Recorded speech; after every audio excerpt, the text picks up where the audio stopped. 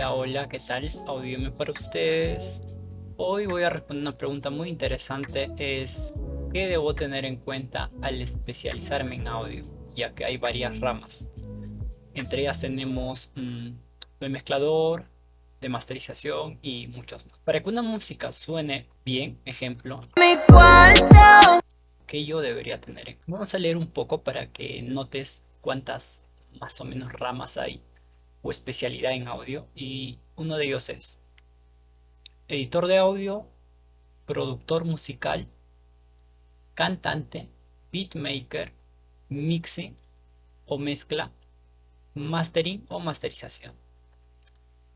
Ya, cuando uno hace todo esto, yo lo que le aconsejo siempre es conocer lo básico de cada área. ¿Por qué? Por esta razón. Ejemplo, en esta canción se nota que ha sido manipulado por varias personas para tener un resultado agradable. Que también lo puede hacer una persona, claro, lo puede hacer, pero para eso tienes que hacer lo esencial al menos. Si tú te dedicas, supongamos, editor de audio, lo que tú tienes que hacer es como dice aquí, ¿no? Que encargado de manipular las grabaciones de sonido, eliminando errores, como de clics, de crackle, no cascos, consonantes que son desagradables, o tal vez la C es muy fuerte, afinar y en fin, un montón de cosas, ¿no? Sincronizar pistas o añadiendo efectos, que un editor de audio es lo común en estudios profesionales. ¿Por qué? Porque el mezclador solo quiere mezclar, no quiere editar, ¿no? Porque eso también quita mucho tiempo y hace perder la perspectiva de lo que se ha plasmado. Entonces utilizan software especialista como Pro Tools, Audacity y Adobe. ¿Y tiene mucha lógica estos DAW? Claro que sí. ¿Por qué? Porque aquí en edición de audio estos programas lo hacen muy rápido, ¿no? Que con otros DAWs lo puedes decir. Entonces ya te estás dando cuenta qué DAW podrías usar si solo eres un editor de audio. Para mí esta es una de las más infravaloradas, pero esto es muy demasiado importante. Así que a tener en cuenta. Otra cosa, una rama del audio es productor musical. Aquel productor es aquel que supervisa y guía la creación de una canción o proyecto musical desde su concepto hasta su finalización. Su trabajo abarca aspectos creativos, técnico, organización, como dirigir a los artistas, diseño de arreglos, coordinación. Entonces, para que tú seas un buen productor, tienes que estar a la corriente. Cómo está sonando la música ahora, porque no es lo mismo consumir ahora que antes. Ahora, si la música solo es para ti, ahí no me meto, no puede ser lo que te dé la gana, pero si ya tú sientes que se está trabajando para plataformas o tienes un público, tú sabes que esto es muy importante. No te debes quedar atrás de la competencia. Tienes que saber más o menos cómo viene la música, que es muy diferente lo que ahora se plasma, y va a ser muy diferente a 2025 a lo que se plasmaba en 2015, ejemplo, ¿no? Tanto en mezcla, mastering, pero hay que tener al menos ideas básicas. ¿Para qué? Para poder sacar un producto mejor, porque eso es lo que a veces cuando hacemos en directo lunes, miércoles y fin de semana, no. Cuando pones su música se nota que falta más trabajo, se nota que está bien que haya la inspiración, todo, pero si estás trabajando de manera incorrecta, como ejemplo, aplastando demasiado, sacando crujidos cuando no deberías hacerlo y no conociendo tu género. Entonces, hay bastantes errores por el que nadie quiere escuchar tu música. No simplemente es porque nadie te quiere apoyar, sino que estás trabajando demasiado mal. Entonces, como productor tienes que estar eso a la corriente. Como editor, igual, saber cuándo ajustar todo eso, ¿no? Cuándo limpiar y todo eso. Ahora, nos vamos al cantante. Tú cuando eres cantante y haces todo, mezcla, master y todo, yo lo que te recomiendo es que primero intentes saber por qué un cantante es bueno. Puede ser la letra, la interpretación, la emoción y en fin, esas cosas. Al menos lo esencial. Y de ahí, cuando quieres poner tu producto, lo recomendable es que lo puedas mandar a diferentes casas profesionales, ¿no? Que ahora cobran barato y tienes un sueño brutal, pero a veces al empezar no todos tenemos dinero. He ahí el problema, ¿no? Que uno quiere hacerlo todo. Ya, sí está bien, lo puedes hacer, sí, como hay varios artistas que lo hacen. Pero lo que tú tienes que tener en cuenta, muy en cuenta, es que tienes que saber lo básico de todo y ponerle atención. Ejemplo, a la interpretación, pero no pensar en un limitador. ¿Por qué? Porque ya tú pensar en un limitador ya va a hacer que te quite tiempo. Con el tiempo vas a aprender, si lo sé, pero si no sabes, solo un limitador Entonces no pienses en cosas que probablemente te quite tiempo. Por ejemplo, un imitador cualquiera puede decir solamente es, ¿no?, controlar picos. Pero si no sabes configurar, ¿m?, ahí ya tienes un problema tremendo. Que tal vez tu voz es tan lindo, pero como lo aplastas, y entonces sale algo desagradable, ¿no? Entonces, eso es lo que vengo siempre a decir, que traten de aprender lo esencial, siempre comparen de manera justa y otra vez estar a la actualidad si es que eso es tu deseo, ¿no? De triunfar del audio, porque si tú ya quieres vender algo, entonces la gente consume de hoy, no consume de antes, ¿me entiendes? Con esto tampoco no digo que pueda haber excepciones, ¿no? Entonces, eso es lo que tú tienes que enfocarte en ser cantante. Aprender conceptos básicos, usar complementos súper básicos. ¿Para qué? Para que no te tome mucho tiempo configurarlo, solo unos clics y hacer la parte más importante, que es interpretar. Eso, ojo, ojo ahí, que aquí puedes usar diferentes DAO mientras puedes otra vez no grabar, fluir de manera efectiva. Nada más. Cuarto paso, beatmaker. Se especializa en la creación de beats, eso lo sabemos, como FL, Ableton y otros. Entonces ya te das cuenta que más o menos podrías usar. ¿Para qué? Para que solo hagas beat, porque eso es tu especialidad, no solo hacer beat. Especialmente no es pues cantar ni otras cosas. Entonces es normal usar Ableton o FL, no te vayas mucho más allá. ¿Por qué? Porque no es de tu rama, no solo se haces beat. ¿Entiendes? Entonces aquí ya cada uno saca su conclusión de qué DAO podría usarlo. Ya tú como beatmaker, lo que tú tienes que hacer es escoger muy, pero muy bien tus sample packs o tu creación. ¿Por qué te digo esto? Porque es muy terrible ver cuando hay samples súper buenos, demasiado ejemplo, diáspora de... no quiero hacer publicidad a nadie, de Fate, ahí te doy un gran tip, y de otras empresas así que tienen, ¿no?, los drum que normalmente escuchas en músicas profesionales. Y si tú eres de buen oído, te das cuenta que el sample pack es igualito, mano. O sea, ni siquiera es diferente, es igualito. Tenía el mismo crujido, la misma sonoridad, todo que está llegando tranquilamente. Menos 7 luz, pero no sé qué pasa por el cerebro de los beatmakers. Es que, mm, de nuevo, satura, están limpiando frecuencias graves y, en fin, añadiendo complementos, porque según ellos quieren crear algo. Pero yo te digo, si el sample ya suena bien o tu creación ya suena bien, no sé por qué tendrías que agregarle algo. Si es que tú sientes que realmente no suena bien, entonces sí hay que agregar. ¿Me entiendes? Ahora, si tu beatmaker es la especialidad de vender, entonces tú tienes que moverte rápido. No puedes estar demorando en crear. Que con eso tampoco no digo que puedes triunfar, sí, pero tienes que saber cómo se mueve en la actualidad un beatmaker. Entonces, lo que yo te recomiendo es escoger bien tu sample pack. Otra vez, como el cantante, no demorarte tanto en configurar un complemento, nada. ¿Por qué? Porque como el cantante, tu posición es crear. Crear, crear, crear. Entonces, no debes perder el tiempo.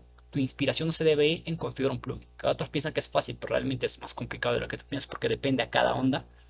Entonces, lo que tú tienes que hacer es atacar con lo que sabes, ¿no? Sin menos complementos, pero con 100%, eso te va a dar un buen resultado. Y segundo, trata de escoger buenos samples o crear buenas cosas o entender cómo una música es comercial, ejemplo, o se vende bastante sin ser comercial, porque hay cosas hermosas sin ser comercial que lo compran bastante, es demasiado y eso, y ahí puedes ver tanto en Beatport, tiendas de samples, Spotify y todo eso, ¿no? Ves que ya no es como antes solo era cantantes nada más. En Spotify encuentras beats, mira, imagínate, solo beats se encuentra sonando entre los tops. Entonces ahí ya te abre un abanico, ¿no? Pero ¿por qué él suena?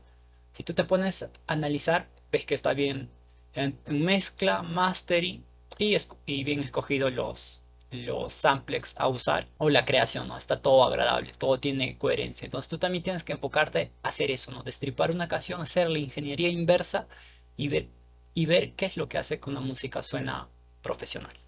Es así, man. Entonces esa es tu meta, ¿no?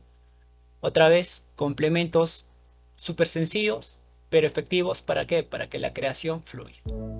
En mezcla, este es mi fuerte. Y mastering también antes hacía beat, pero lo dejé. Pero igual, siempre estoy trabajando un poco para no perder el toque nada más.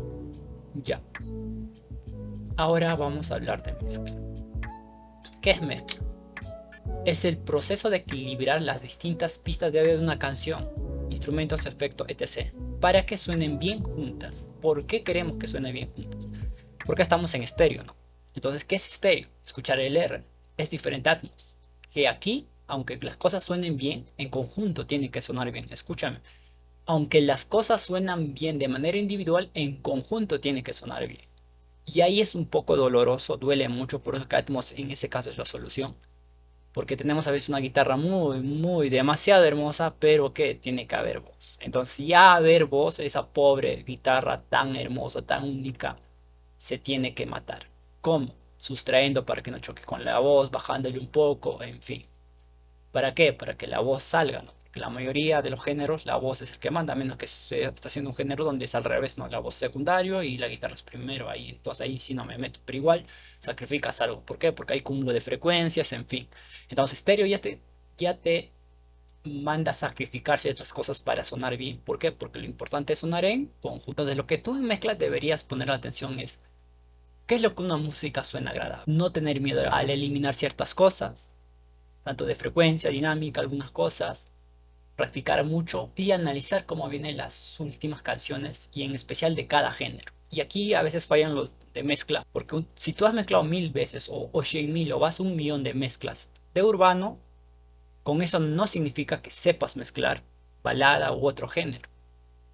Si es un género similar, obvio que te va a salir elegante, pero si tú haces balada, probablemente o sinfónico va contra tus principios de mezcla. ¿Por qué? Porque tú ya has hecho tantas veces control de dinámica, de picos, todo eso, que está normal ya dentro de ti, ese es tu sonido. Pero cuando vas a balada, la interpretación, pues que lo pongas constante y tú sabes que en balada hay interpretaciones que vienen de voz muy bajita a voz muy alta. Entonces tú eso lo controlas, entonces ya estás matando, ¿no? Eh, lo que ellos quieren transmitir. Y tú lo contra media dinámica, ejemplo, los drum algo, y ya estás matando, ¿no? La dinámica, otra cosa, y ya no suena tan avalada, tan sonido natural, sino es un algo antinatural. Entonces tú como mezcla tienes que saber cómo cada género se compone.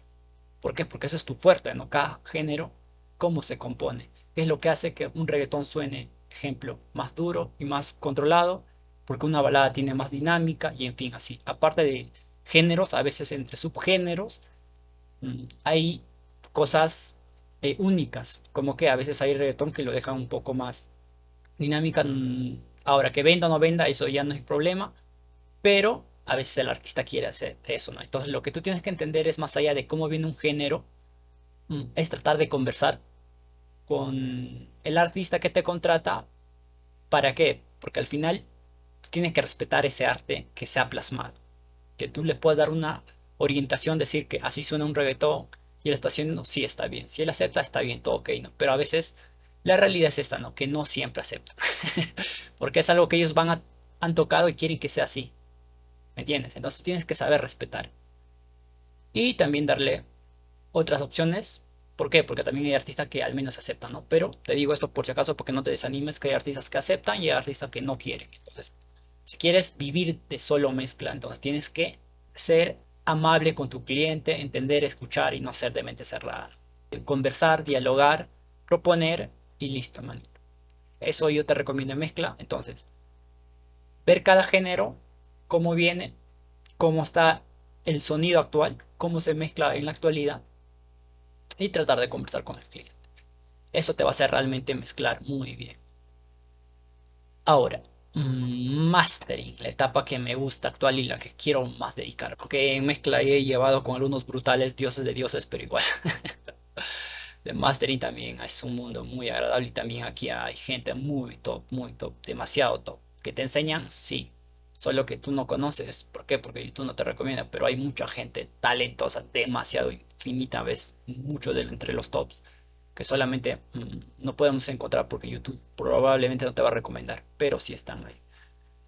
¿Qué es mastering? Vamos a ver, según esto yo te voy a dar mi definición y también leyendo el último libro de los top que llevan en mastering más de 30 años. De los dioses que me refiero, no te digo cualquier bajito, sino super gente top.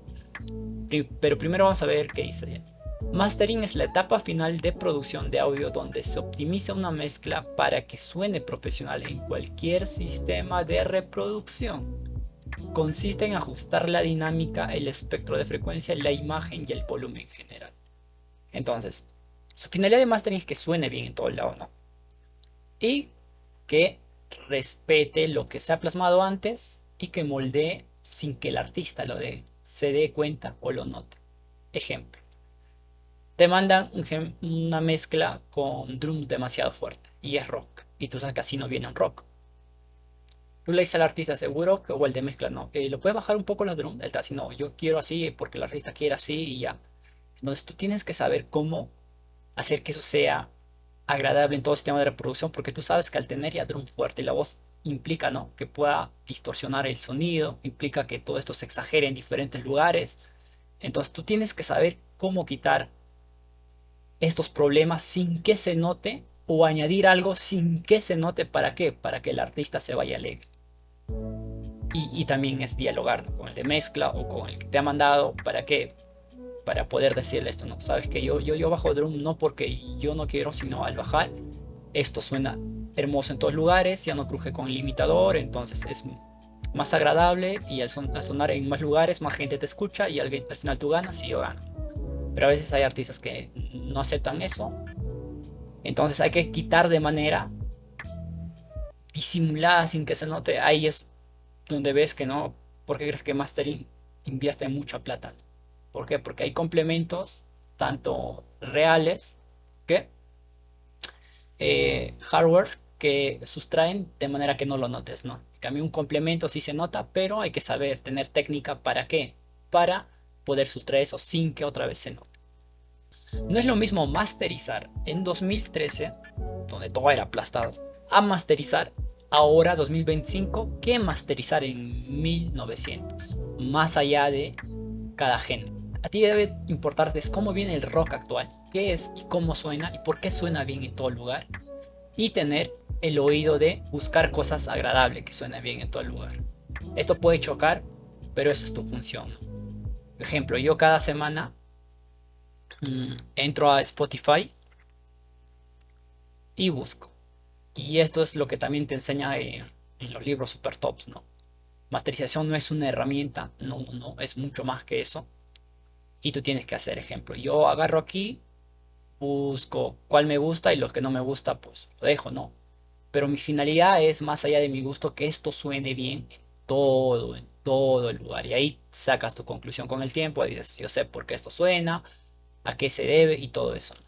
Entonces, eso es lo que yo hago y tú tienes que hacerlo. Si eres de mastering, estar al actual, buscar cómo suenan las músicas y escoger de tanta tontería lo que para ti es sonido agradable, ¿no? Sonido agradable. Y guardarte y tenerlo como referencia más adelante, más allá de que el artista te puede mandar una referencia. Y siempre de todo esto lo que he hablado, tienes que darte cuenta por qué una música suena brutal, por qué una voz suena clara. Y esto, ¿por qué te digo? Mira, aquí hay una cosa importante que a veces la gente lo subestima y es la grabación. Una hermosa grabación hace que más arriba no hagas nada, realmente no hagas nada. Cosas muy demasiado sutiles como un ecualizador y un limitador y queda. Pero a veces eso no lo cuentan, ¿no? ¿Para qué? Para no desanimar, pero yo prefiero decirte la verdad. Cuando tú quieres tanto masterizar, mezclar, tienes que darte cuenta, si tú estás comparando una canción de $100 con una canción de $1 millón, de 2 millones casi cuestan, ya hemos visto acá varios estudios super top y un montón hay, no hay poco. Entonces probablemente te vas a desanimar, ¿no? O vas a querer ser igual, porque a veces artistas te mandan y ahí tú debes de qué, de conversar, de decir por qué el otro suena tan caro, por qué el otro suena tan agradable y suena bien en todo el lugar. Es eso lo que tienes que hacer, porque no es lo mismo grabar en un TLM, un Sony de $10.000 en un Telefunken que grabar en algo de $100. La diferencia realmente es demasiado abismal, es muy abismal, igual con altavoces, y esos precios no bajan, al contrario suben. Igual, ¿no? Ves la diferencia y el sonido es abismal. Entonces, lo que tú tienes que en grabación tener en cuenta es conocer con qué herramienta estás trabajando, cuál es su debilidad, enfocarte bastante en la acústica y en el equipo y en estas cosas, ¿no? Y saber que esto tanto también te es válido para ti de mastering o de mezcla o beatmaker saber todas estas cosas básicas. ¿Por qué? Porque no es lo mismo un MOOC real con un juguete, ¿no? De ahí de... Ojo, no es que no sirva, pero ya tienes que saber cuál es su desventaja de usar un MOOC de plugin, ¿no? Ejemplo, fallan en la parte alta, algo así, ¿no? No es tan agradable como tú pones el hardware y suena agradable arriba, los barridos, las complejidades suena bien, pero un MOOC de plugin pues suena, o sea, tienes que trabajar más.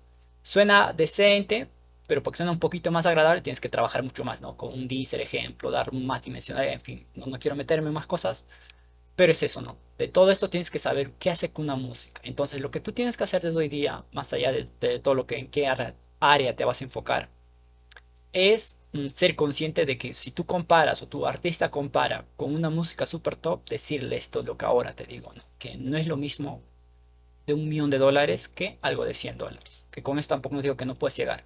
Pero si ya llegas a 80, 90, estás bien, manita. De verdad estás bien.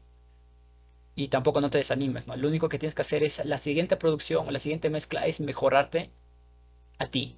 Recomendación, invertir en qué? En gente que realmente sabe de audio, sabe, no en cualquiera, porque me he dado cuenta, aunque aquí hay varias ramas, y yo he tenido la posibilidad de estar en varias ramas, hacer bastantes ayuda en diferentes estudios, conocer su vida, su habitación, todo uno por uno mediante Zoom. Y, y la mayoría piensa que realmente sabe mezclar o producir o grabar, pero cuando tú le ves la realidad, está poniendo compresores por poner, no está sabiendo interpretar, o sea, quiere una voz profesional, ¿no? Y ni siquiera sabe editar sus voces, quiere una voz profesional y no quiere interpretar, o al contrario, no quieren grabar un buenos drums y ese día o esa semana el que va a tocar los drums no quiere practicar y de frente quiere venir ¿no? ¿Cómo se llama? Sin practicar, quiere grabar. Y luego dice que quiere un sonido profesional. Lastimosamente esas cosas no existen. Si tú quieres un sonido profesional, entonces tienes que poner a trabajarte como un profesional. Es como nadar, ¿no? Igual, tú nadas, quieres un mejor resultado, entonces todos los días tienes que nadar. ¿Para qué? Para que des lo mejor en las Olimpiadas. ¿Por qué crees que se preparan 4 años? Igual pasa en el audio. ¿Cómo quieres un bonito agradable si no inviertes, si no practicas bien? Ahí es donde voy, ¿no? Realmente tienes que saber practicar, porque a mí me da pena que hasta ahora 2024 hay mucha gente que parece que sabe mezclar o sabe grabar y yo veo, mano, y es muy terrible. Yo puedo acá hablar con pruebas porque tengo bastante prueba. Y los que les he ayudado todos se han ido alegre y han visto que ellos pueden sonar bien. Simplemente que haciéndole caso al oído, un poco de orientación y nada más. Hazle caso a tu oído, a tu cerebro y practica. La teoría es bueno saber, sí, pero al final practica. Y dale mano, infórmate y trata de entender por qué una música suena bien. Nada más. Audíenme para ustedes y nos vemos. Mi cuarto.